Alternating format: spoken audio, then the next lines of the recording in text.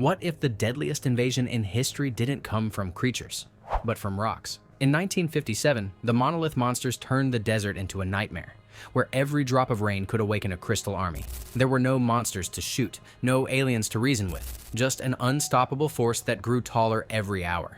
It's one of Universal's strangest sci-fi experiments, born from recycled film reels, uncredited geniuses, and Cold War paranoia that seeped into every scene. These are 16 weird facts about the Monolith Monsters, the film that made geology terrifying. Number 1. Jack Arnold was almost the director.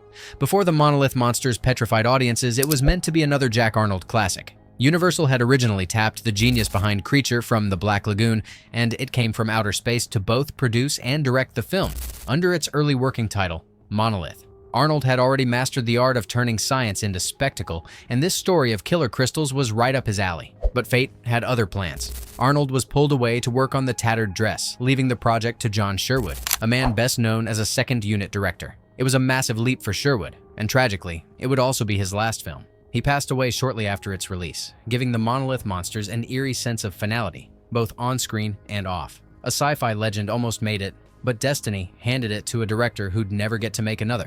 Number 2. A hidden Henry Mancini connection. If you thought the movie's eerie opening theme sounded suspiciously elegant for a low-budget B-movie, you'd be right.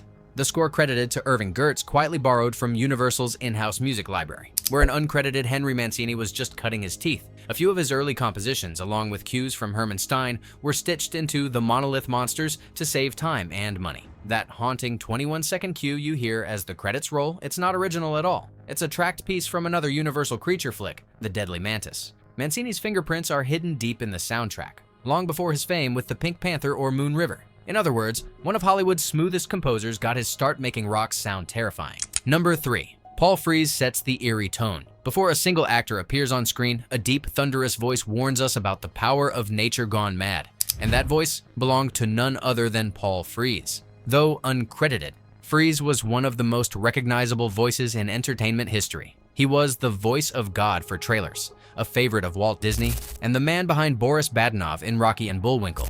In The Monolith Monsters, Frees' narration transforms what could have been a slow geological thriller into something apocalyptic. His delivery makes the science sound biblical, like the planet itself is angry. The voice tells you something terrible is coming even before the story does. Without Frees, those opening minutes wouldn't sound like the end of the world. Number 4. Universal's special effects genius Clifford Stein handled the visuals. When audiences saw mountains of black rock growing out of the desert, they weren't looking at cheap props. They were witnessing the work of Clifford Stein, one of Universal's quietest magicians. Stein had already dazzled audiences with It Came from Outer Space and This Island Earth, and for this film, he built miniature desert landscapes that could crumble, shatter, and grow like living creatures. He used forced perspective, clever matte shots, and handcrafted miniature towers filmed in slow motion to give the illusion of unstoppable growth. In some shots, he even combined real dust clouds with miniature rockfalls to make the destruction feel massive. The trick wasn't just visual, it was emotional. The rocks didn't move like monsters, they spread like a disease. It was pure science turned into spectacle, and Stein made stone come alive. Number 5. Filming took place in Lone Pine, California.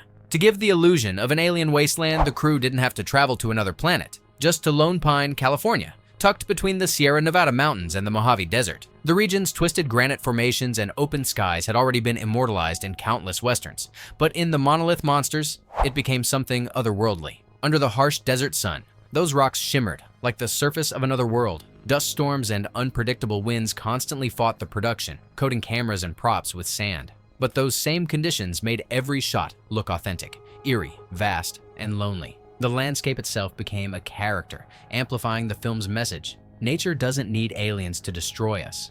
It's the kind of setting that makes you believe the Earth is quietly plotting something. Number 6. Universal's backlot filled in for the town scenes. When the story moves from the desert to the small town of San Angelo, Universal didn't build anything new. They used the studio's own courthouse square set, the same one that later became Hill Valley in Back to the Future. In 1957, though, it stood in for small-town America on the edge of disaster. The crew dressed it up with fake storefronts, dusted everything with sand, and shot it from low angles to make the approaching monolith seem impossibly huge. The same streets where Marty McFly would later ride a skateboard were once the site of a silent geological apocalypse. Universal reused every inch of that square, stretching its budget while giving audiences a familiar sense of Americana before chaos hit. Who knew that the same clock tower square that brought time travel to life once hosted a stone invasion? Number 7. The meteor crash footage wasn't new. That spectacular opening meteor sequence, the one that sets the entire nightmare in motion, wasn't filmed for the Monolith Monsters at all.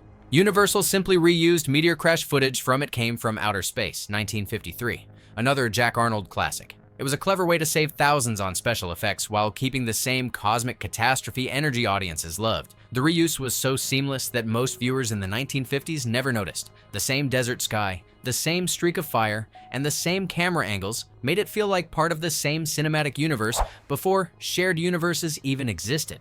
In a strange way, it's as if the two films secretly connect, one crash leading to another alien menace, only this time born from stone instead of space creatures. Universal didn't just recycle film, they recycled fear. Pretty wild so far, right? And we're only halfway through this geological nightmare. From recycled meteors to a director's final film, The Monolith Monsters was built on accidents, genius, and pure 1950s paranoia. If you're loving these hidden stories of old Hollywood sci-fi, make sure to subscribe and hit hype to keep the channel growing like those unstoppable crystals. Now, let's see what other secrets are buried beneath the rocks. Number 8. The story's true monster is geological, not alien.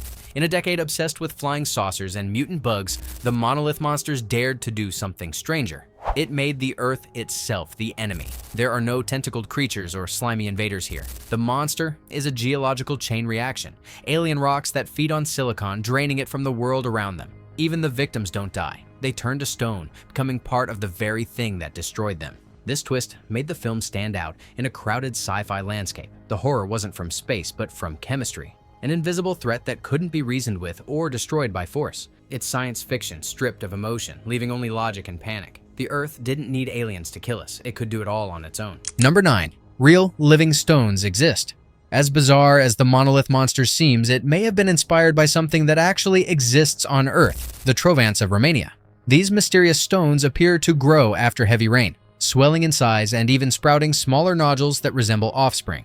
Scientists explain it as a reaction between sand and mineral-rich water that cements the outer layer, but locals long believed the stones were alive. The resemblance to the film's alien crystals is uncanny. Both grow with moisture, both seem self-replicating, and both blur the line between life and geology. Whether or not the filmmakers knew about the Trovants, the coincidence gives the movie's premise an eerie plausibility. It's as if nature itself had already written the script. Sometimes the strangest monsters are the ones hiding in plain sight, right beneath our feet. Number 10. A script born from fear of the unknown. The spark for the Monolith Monsters didn't come from a laboratory or a studio brainstorm.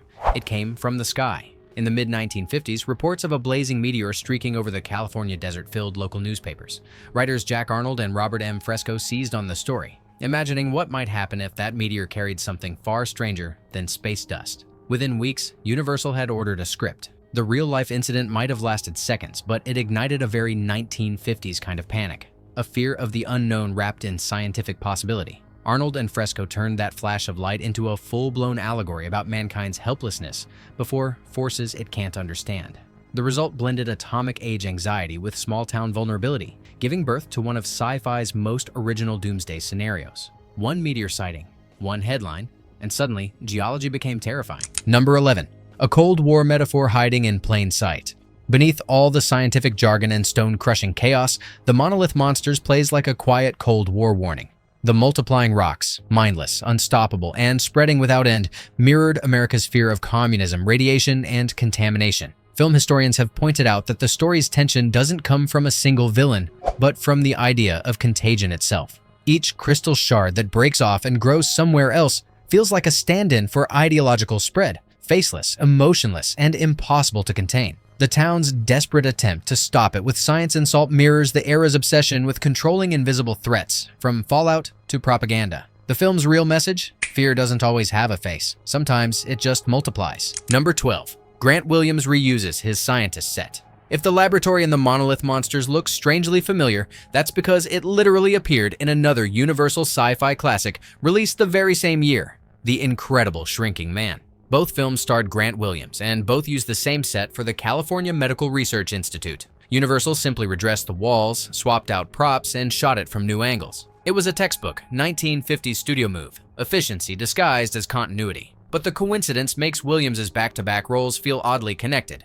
In one, he's battling living crystals. In the other, he's fighting the infinite void of atomic shrinkage. Both stories pit human intellect against forces beyond comprehension. It's as if Grant Williams never left the lab. The experiment just kept changing. Number 13, released as a double feature.